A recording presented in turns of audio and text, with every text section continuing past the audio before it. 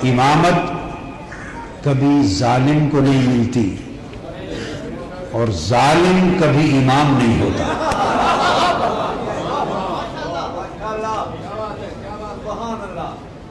امامت حق کو ملتی ہے اور جو امام ہوتا ہے وہ حق پر ہوتا ہے اور وہی حق ہوتا ہے۔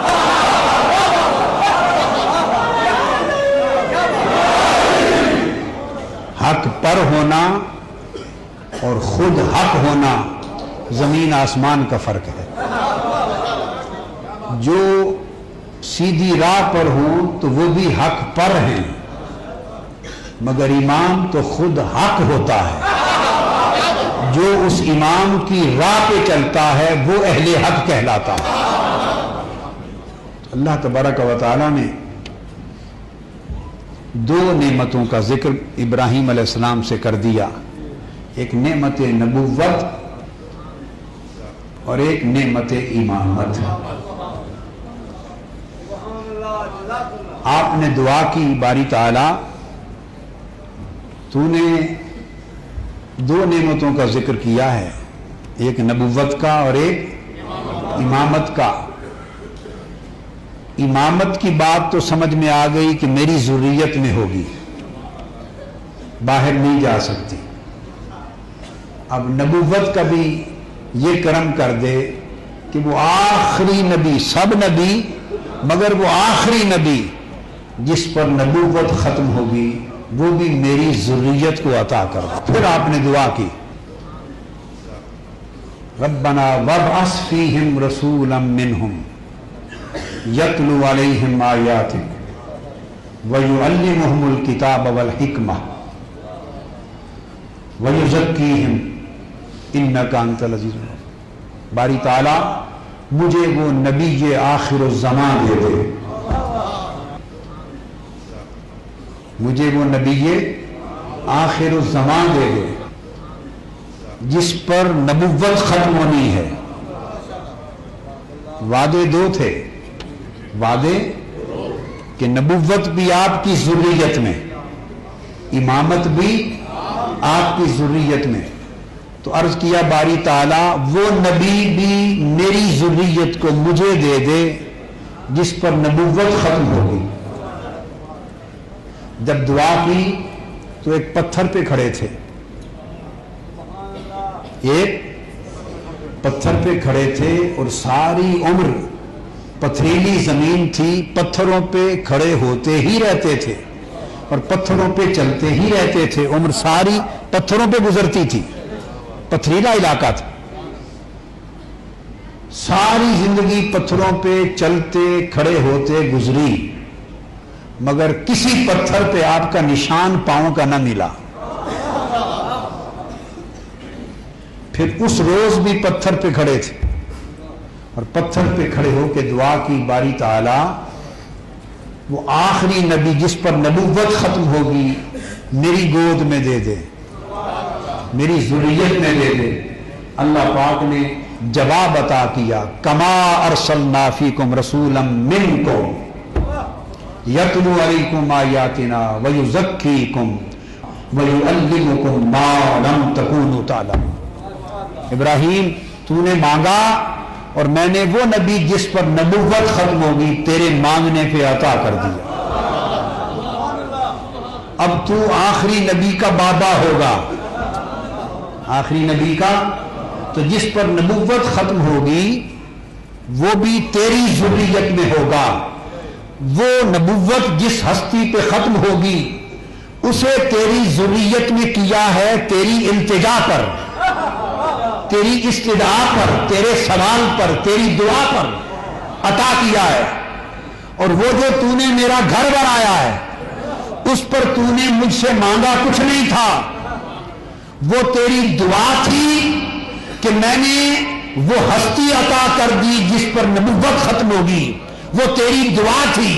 اور امامت تیری دعا نہیں میری عطا ہے، سو جس پر نبوت ختم ہوگی وہ بھی تجھ میں ہوگا، جس مہدی پر امامت ختم ہوگی وہ بھی تجھ میں ہوگا۔ تو فرمایا جس پر نبوت ختم ہوگی وہ تیری دعا پہ عطا کیا، اور جس پر امامت ختم ہوگی وہ میں نے عطا پر عطا کر دیا۔ 4000 سال بیت گئے، وہ نشان مٹ نہیں سکا۔ کیوں؟ اس لیے نہیں مٹا کہ یہ وہ پتھر ہے کہ جس پر کھڑے ہو کر ابراہیم نے مصطفیٰ مانگا تھا، جس پر کھڑے ہو کر ابراہیم نے، یہ بات سمجھنے والی ہے، ابراہیم نے مصطفیٰ مانگا تھا۔ حضور خود اس وقت موجود نہ تھے، عالم دنیا میں، عالم شہادت میں، مادی دنیا میں جسمانی طور پہ تشریف لائے نہ تھے۔ ابراہیم نے ایک پتھر پہ کھڑے ہو کے فقط دعائے مصطفیٰ کی تھی، مصطفیٰ مانگا تھا۔ چونکہ لبوں پر مصطفیٰ کی دعا آئی تھی، اس لمحے جو پتھر ابراہیم کے قدموں کے نیچے تھا وہ پگھلا، 4000 سال گزر گئے، اس پتھر کا نشان مٹ نہ سکا، چونکہ اس لمحے وہ نشان پڑا تھا جب مصطفیٰ کو مانگا جا رہا ہے۔ تو دوستو، جب مصطفیٰ کی نسبت سے اس پتھر کا پاؤں کا نشان مٹ نہ سکا، ابراہیم نے مصطفیٰ کو چاہا تھا، ابراہیم نے مصطفیٰ کو چاہا تھا، اس چاہنے کی علامت مقام ابراہیم کے قدم کا نشان مٹ نہ سکا۔ اور ادھر جب خود مصطفیٰ آئے، ابراہیم نے مصطفیٰ کو چاہا تھا، مصطفیٰ نے حسین کو چاہا تھا، مصطفیٰ نے حسین کو چاہا، حسین کو زبان چسائی، حسین کو کندھوں پر بٹھایا، حسین کو سجدے میں پشت پہ بٹھایا۔ وہ دعا کے وقت پتھر پہ تھے تو پتھر پہ قدم کا نشان نہ مٹا، مصطفیٰ سجدہ کرتے تو حسین کندھوں پر ہوتا، مصطفیٰ بیٹھتے تو حسین گود میں ہوتا۔ ارے اس مصطفیٰ کے لخت جگر حسین کا ذکر کون مٹا سکتا ہے؟ نہ آج تک مٹا ہے۔ ایک بدبخت یزید تو درکنار، کروڑ بدبخت یزید ہو جائیں تو ذکر حسین نہ مٹا ہے نہ مٹایا جائے۔ حجت الوداع کا فریضہ ادا کر کے تاجدار کائنات صلی اللہ علیہ وآلہ وسلم ہزارہا صحابہ کرام، اہل بیت اطہار اور غلاموں کے جرمٹ میں مدینہ واپس آ رہے ہیں۔ ہزارہا غلاموں کا جرمٹ ہے، اصحاب و احباب کا جرمٹ ہے۔ راستے میں ایک جگہ پڑاؤ کیا ہے، پوچھا اس میدان کا نام کیا ہے؟ بتایا گیا آقا اس میدان کا نام ہے غدیر۔ پڑاؤ کیا، نماز ظہر ادا کی، نماز ظہر کے بعد صحابہ کرام سے فرمایا میرے لیے منبر بنا دو۔ منبر لگ گیا، تاجدار کائنات منبر پہ قیام فرما ہوئے، اللہ کی ثنا کی، حمد و ثنا کے بعد اس کی توحید اور اپنی نبوت و رسالت کی شہادت دی، خطبہ ارشاد فرمایا، اور خطبہ ارشاد فرمانے کے بعد ہزارہا کے اجتماع سے سوال کیا۔ سوال یہ کیا، کیا میں تم سب کی جانوں سے زیادہ قریب نہیں ہوں؟ الست اولا بکم من انفسکم، کیا میں تم سب کی جانوں سے زیادہ قریب نہیں ہوں؟ کیا میں سب مومنوں کی جانوں سے زیادہ قریب نہیں ہوں؟ اور پوچھا فہل انتم تعلمون، کیا تم جانتے ہو؟ ہل انتم تشہدون، کیا تم شہادت دیتے ہو، گواہی دیتے ہو؟ 3 بار سوال کیا، اور ہر کو کہتے رہے قالوا بلا یا رسول اللہ، حق ہے، آپ ہم سب جانوں سے قریب تر، سب مومنوں کی جانوں سے عزیز تر، ہم جانتے ہیں، ہم اقرار کرتے، ہم گواہی دیتے۔ جب 3 بار آپ نے اقرار لے لیا تو سیدنا علی المرتضیٰ کا بازو پکڑ لیا، ہاتھ بازو پکڑ کے ساتھ کھڑا کر دیا، ساتھ کھڑا کر دیا، اور سیدنا علی المرتضیٰ کا ہاتھ اٹھایا۔ تاجدار کائنات نے تاجدار نبوت نے، تاجدار رسالت نے تاجدار ولایت کا ہاتھ پکڑا، اوپر کیا، اٹھا کر اعلان کیا، لوگوں میری ولایت کی گواہی دینے والوں، میری مولائیت کی شہادت دینے والوں، سنو، من کنت مولا ہو فہذا علی المولا ہو۔ میں تمہیں اعلان کرنا چاہتا ہوں کہ جس کا مولا میں ہوں اسی کا مولا علی ہے۔ پھر آپ نے ہاتھ اٹھا دیے، ہاتھ اٹھا کے عرض کیا اللہم والی من والا ہو، باری تعالیٰ جو علی کو ولی جانے تو بھی اسی کا ولی بن۔ پہلے فرمایا جس کا علی ولی ہے میں بھی اسی کا ولی ہوں، پھر عرض کیا باری تعالیٰ بات مجھ تک نہ رہ جائے، جس کا علی ولی ہو تو بھی اسی کا ولی بن، اور جو علی کو ولی نہ جانے خدایا تو بھی اس کا ولی نہ بن۔ اس اعلان غدیر کے بعد سے آج تک جس کا ولی علی ہے اسی کا ولی نبی ہے، اسی کا ولی مصطفیٰ ہے، اسی کا ولی خدا ہے، اور جو علی کو ولی نہیں جانتا نہ مصطفیٰ اس کا ولی ہے نہ خدا اس کا ولی ہے۔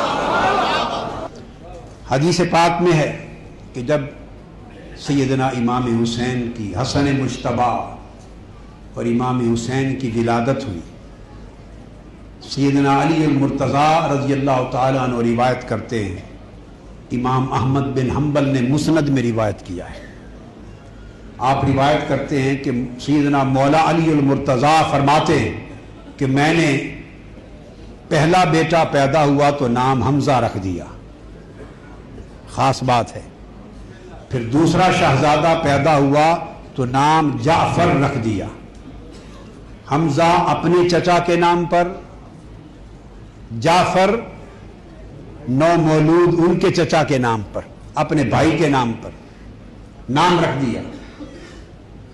تاجدار کائنات صلی اللہ علیہ وسلم تشریف لائے، فدعانی، مولا علی المرتضیٰ فرماتے ہیں حضور علیہ السلام نے مجھے بلایا، فرمایا علی بات سنو، حاضر ہوا، فرمایا انی امرت ان اغیر اسم ہذین، مجھے حکم آیا ہے، مجھے حکم آیا ہے کہ میں یہ دونوں نام بدل دوں۔ میں نے عرض کیا آقا آپ ہی مالک ہیں، آپ ہی کے بیٹے ہیں، بدل دیں۔ عرض کی اللہ و رسولہ اعلم، اللہ اور اللہ کا رسول ہی بہتر جانتا ہے۔ فسماہما حسنا و حسینا، سو حضور نے حمزہ اور جعفر دونوں نام بدل کر حسن اور حسین رکھ دیے۔ اور جو نکتہ بتانے والا تھا وہ یہ کہ فرمایا انی امرت ان اغیر اسمین، مجھے حکم آیا ہے کہ میں دونوں نام بدل دوں۔ اس کا مطلب یہ ہوا کہ ولادت کے ساتھ ہی حسن اور حسین کا معاملہ زمینی نہ رہا، یہ بات بتانا چاہتا ہوں، ولادت کے بعد سے ہی معاملہ زمینی نہ رہا، نام تک بھی زمینی رکھنے کی اجازت نہ ہوئی، نام بھی آسمان سے بھیجے گئے، نام آسمان سے بھیجے گئے۔ حسین کو دنیا کے پیمانوں پہ تولنے والوں، حسین کا نام بھی دنیا سے نہیں آیا، آسمانوں سے بھیجا گیا۔ فرمایا حسن اور حسین کے نام، اور دوسری حدیث میں ہے، فرمایا عمران بن سلیمان روایت کرتے ہیں الحسن والحسین اسمان من اسماء اہل الجنہ لم یکونا فی الجاہلیہ، فرماتے ہیں کہ حسن اور حسین کے نام عرب کی پوری تاریخ میں، عرب کی پوری تاریخ میں، پورے دور جاہلیت میں 500-600 سال کا پورا عرصہ جو دور جاہلیت کہلاتا ہے، عرب کی پوری تاریخ میں کسی گھرانے کے بچے کا نام حسن اور حسین نہیں رکھا گیا۔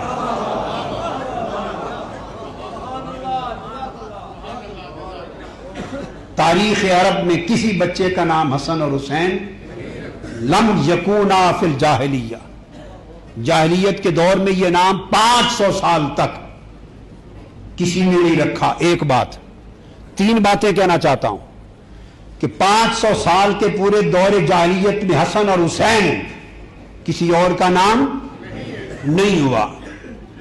مصطفیٰ کی محبت کی خاطر رب کو یہ گوارا نہیں ہوا کہ جو محبوب ہونے والے ہیں مصطفیٰ کے، ان کا نام بھی کسی اور کا رکھا گیا ہو، صلی اللہ علیہ وسلم۔ دوسرا، الحسن والحسین اسمان من اسماء اہل الجنہ۔ پھر یہ نام کہاں سے آئے یا رسول اللہ صلی اللہ علیہ وسلم، کہاں سے آئے؟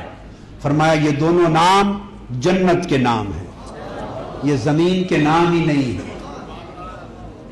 اسمان من اسماء اہل الجنہ، یہ جنت کے ناموں میں سے 2 نام آئے۔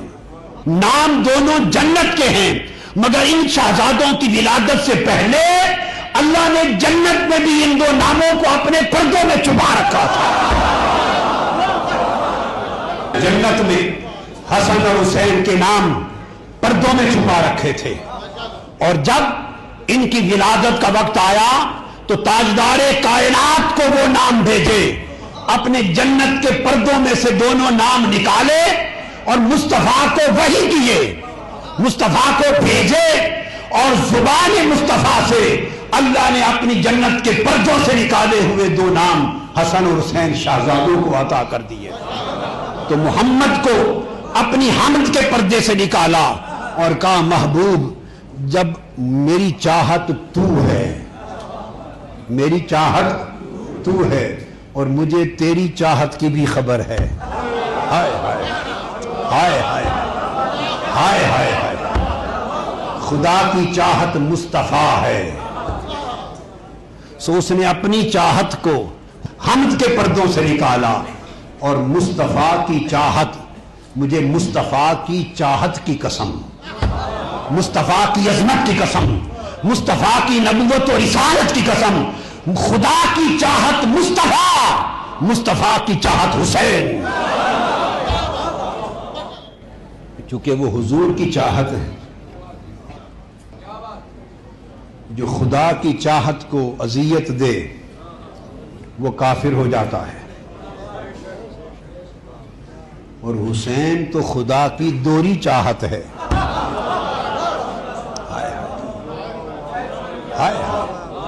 دوہری چاہت ہے، مصطفیٰ خدا کی چاہت اور حسین مصطفیٰ کی چاہت، تو جو حسین کو اذیت دے وہ مسلمان کیسے رہ سکتا ہے؟